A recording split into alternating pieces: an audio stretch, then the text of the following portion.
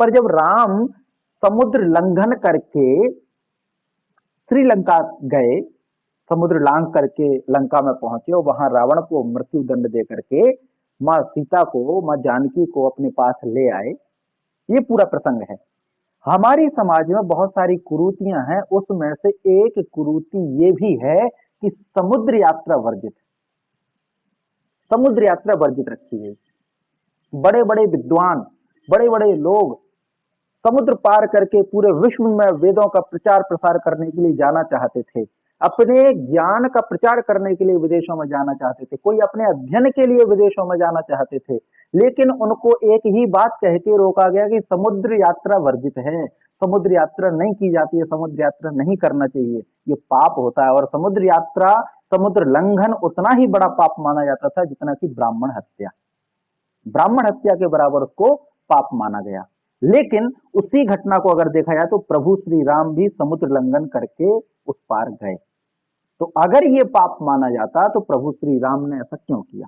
अर्थात प्रभु ने जो कार्य किए वो अनुकरणीय है, समुद्र यात्रा वर्जित नहीं थी।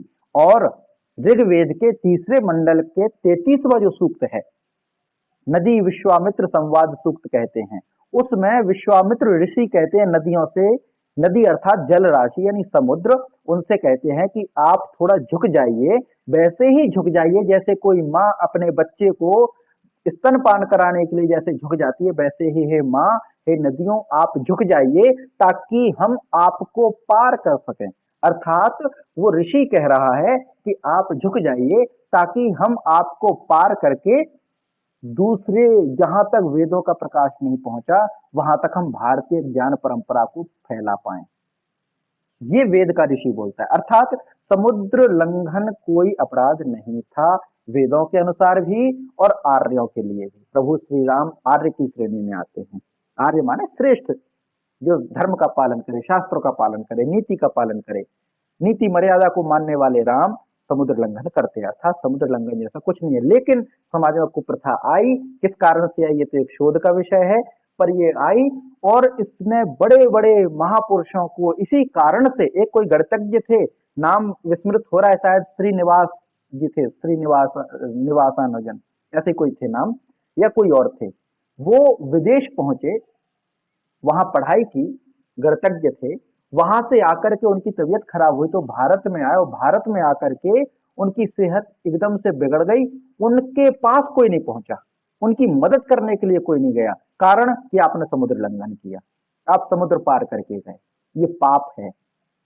अंततः उनकी मृत्यु हो गई। उनकी मृत्यु में भी लोग इसी कारण से उनके अंतिम संस्कार में शामिल नहीं हुए क्योंकि इन्होंने समुद्र लंघन किया था।